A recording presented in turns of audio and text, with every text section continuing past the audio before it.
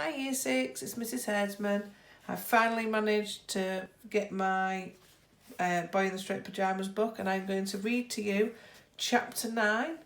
Now, if we remember rightly, we got up to the bit where Grandma had expressed her disgust with Father and his taste of drugs and wondered if he was a puppet for the Fury. So here we go. Chapter 9, Bruno remembers that he used to enjoy exploration. Nothing changed for quite a while at Outwith. Bruno still had to put up with Gretel being less than friendly to him whenever she was in a bad mood, which was more often than not because she was a hopeless case. And he still wished that he could go back home to Berlin, although the memories of that place were beginning to fade. And while he did mean to, it had been several weeks since he had even thought about sending another letter to grandfather or grandmother, let alone actually sitting down and writing one. The soldiers still came and went every day of the week, holding meetings in Father's office, which was still out of bounds at all times and no exceptions. Lieutenant Cotler still strode around in his black boots as if there were no one in the world of any more importance than him, and when he wasn't with Father he was standing in the driveway talking to Gretel while she laughed hysterically or twirled her hair around her fingers or whispering alone in rooms with Mother.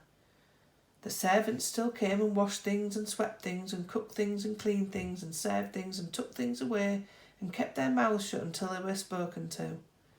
Maria still spent most of her time tidying things away, making sure that any item of clothing not currently being worn by Bruno was neatly folded in his wardrobe. And Pavel still arrived at the house every afternoon to peel the potatoes and the carrots and then put his white jacket on and serve at the dinner table. From time to time, Bruno saw him throw a glance in the direction of his knee, where a tiny scar from his swing-related accident was in evidence, but other than that, they never spoke to each other. But then things changed. Father decided it was time for the children to return to their studies, and although it seemed ridiculous to Bruno that school should take place where there were only 2 students to teach, both Mother and Father agreed that a tutor should come to the house every day and fill their mornings and afternoons with lessons. A few mornings later, a man called Herr Liszt rattled up to the driveway in his bone shaker, and it was time for school again. Herr Liszt was a mystery to Bruno, although he was friendly enough most of the time, never raising his hand to him like his old teacher in Berlin had done. Something in his eyes made Bruno feel that there was an anger inside him just waiting to get out. Herr Liszt was particularly fond of history and geography, while Bruno preferred reading and art. Those things are useless to you, insisted the teacher. A sound understanding of the social sciences is far more important in this day and age. Grandmother always let us perform in plays back in Berlin, Bruno pointed out. Your grandmother was not your teacher though, was she? Asked Herr Liszt. She was your grandmother, and here I am your teacher.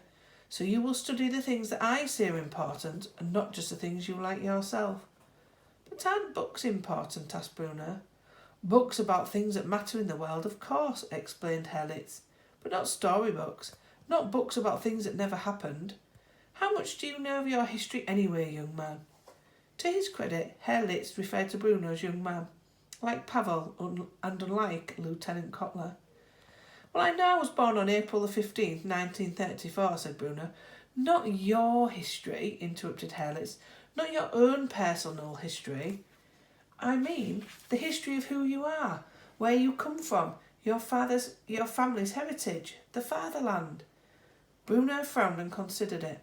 He wasn't entirely sure that Father had any land, because although the house in Berlin was a large and comfortable house, there wasn't much garden space around it. And he was old enough to know that Outwith did not belong to them, despite all the land there. Not very much, he admitted finally, although I know quite a bit about the Middle Ages. I like stories about knights and adventures and exploring.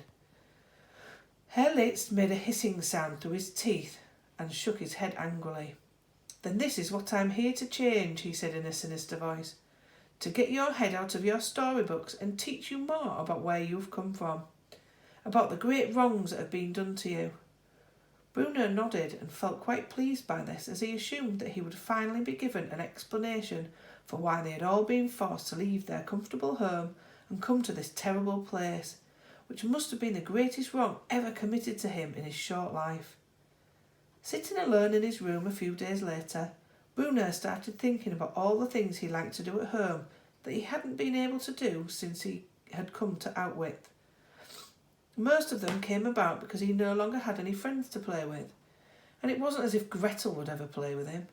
But there was one thing that he was able to do on his own that he had done all the time back in Berlin, and that was exploring. When I was a child, Bruno said to himself, I used to enjoy exploring, and that was in Berlin, where I knew everywhere and I could find anything I wanted with a blindfold on. I've never really done any exploring here. Perhaps it's time to start.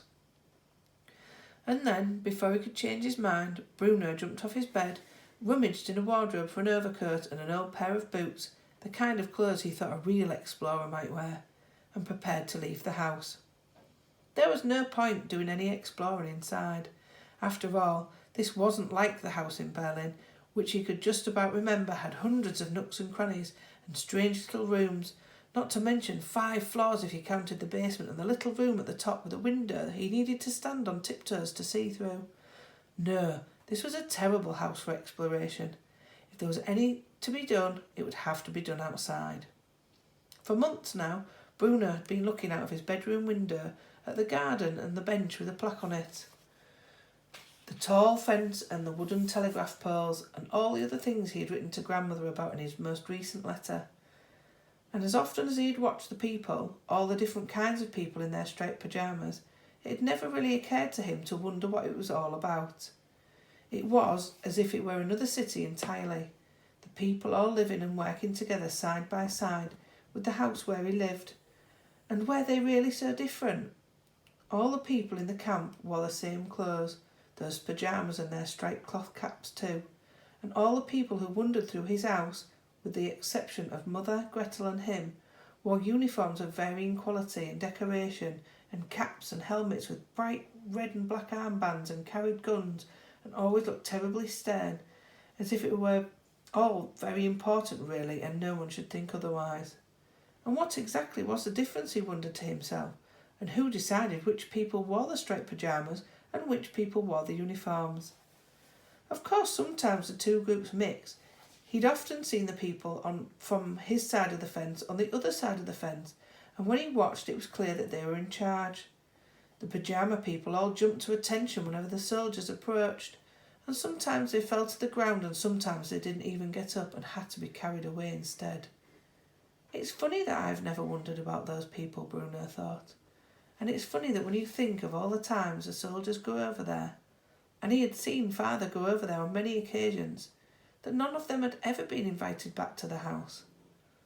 Sometimes, not very often, but sometimes, a few of the soldiers stayed to dinner, and when they did, a lot of frothy drinks were served, and the moment Gretel and Bruno had put the last forkful of food in their mouths, they were sent away to their rooms.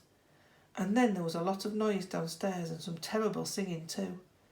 Father and Mother obviously enjoyed the company of the soldiers. Bruno could tell that. But they never once invited any of the striped pyjama people to dinner. Leaving the house, Bruno went round the back and looked up towards his own bedroom window, which from down here did not look quite so high anymore. You could probably jump out of it and not do too much damage to yourself, he considered, although he couldn't imagine the circumstances in which he would try such an idiotic thing.